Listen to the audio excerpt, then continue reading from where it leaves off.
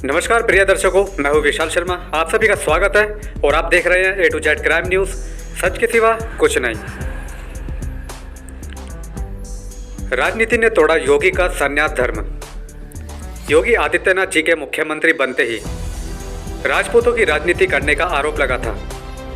अखिलेश के समय यादवों की राजनीति करने का उन पर आरोप था, लेकिन सरकार बदलते ही डीएम से थाना चौकी तक सब राजपूतों से भर दिया गया। यह सर्वविदित व सर्वद्रष्टा है।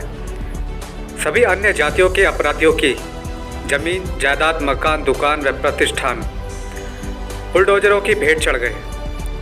अतीक अहमद इलाहाबाद, मुख्तार अंसारी मऊ, आजम खान रामपुर और पेकरू गांव का विकास दुबे का उदाहरण जग जाहिर है। योगी जी के मुख्यमंत्री काल में उनके पिता का देहांत हुआ न तो दुख जताया, योगी जी ने चिता को अग्नि तक नहीं दी, न भोज में शामिल हुए, क्योंकि नाथ परंपरा में योगी का कोई पारिवारिक रिश्ता किसी से नहीं होता है।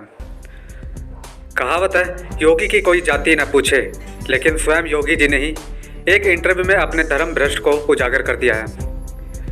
हिंदुस्तान टाइम की senior regiment editor Sunita Aran से बातचीत करते हुए जो इंटरव्यू का वीडियो वायरल हो रहा है, उसमें साफ शब्दों में योगी जी कह रहे हैं कि क्षत्रिय कुल में पैदा होना कोई अपराध नहीं है। राजपूतों की राजनीति करने के आरोप पर उन्हें कोई दुख नहीं है। राजपूत होने का उन्हें गर्व है। आगे इसी इंटरव्यू में योगी जी ने भयंकर सफ़ेद झूठ भी बड़े गर्व से बोलते हुए कहा कि हमारी बीजेपी में किसी अपराधी, माफिया, संगठित अपराधी को टिकट नहीं दिया जाता है। जिन सांसदों या विधायकों पर ऐसे आरोप हैं, सब राजनीतिक मुकदमे हैं। हमारी पार्टी में कोई पेशेवर अपराधी नहीं है, कोई दंगाई नहीं है। अब मैं उन नामों का जिक्र कर रहा हूं जो योगी जी के सफ़ेद झूठ की पोल खोल रहे हैं। ब्रजेश सिंह और ब्रजभूषण शरण सिंह, ये दोनों पर इतने मुकदमे और इतनी धाराओं में मुकदमे हैं कि गिनीज बुक में भी कोई इनके टक्कर का नहीं है। पिछले 5 साल में योगी जी के शासन में इनकी रंगदारी, धन उगाही, माफियागिरी के मामले में दाऊद इब्राहिम के टक्कर का जलवा पूर्वांचल में दशकों से इनका रहा है। अतीक और मुख्तार के खिलाफ वर्चस्व बढ़ाने में शासन प्रशासन का इनको पूरा सहयोग रहा और राजनीति में बीजेपी में रहकर सांसद विधायक में इनका जलवा भी बरकरार है। योगी जी का आशीर्वाद भी है।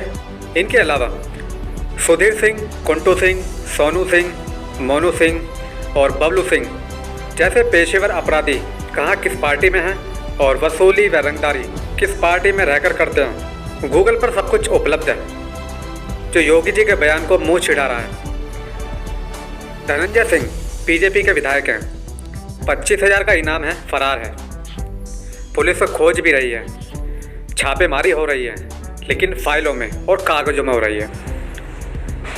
पंचायत चुनाव में पंचायत अध्यक्ष हेतु इनकी पत्नी को जिताने के लिए जिला प्रशासन, पुलिस प्रशासन सहित पूरा सरकारी अमला लगाकर ही जिताया गया था।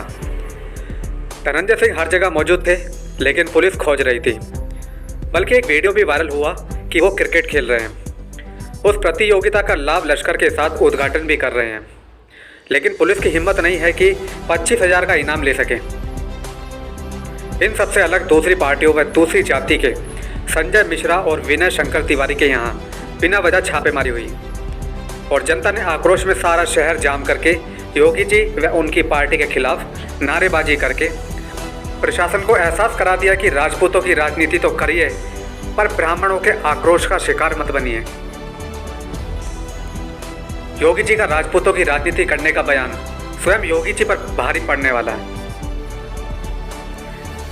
जिस सदर सीट गोरखपुर से योगी जी चुनाव में मैदान में हैं, वहाँ सबसे ज़्यादा ब्राह्मण मतदाता हैं। ब्राह्मण 70 से 75% है, वैश्य 50 से 55% है, कायस्थ 50 से 45%, मुस्लिम 40 से 50%, यादव 30 से 35% और राजपूत 35 से 40% है।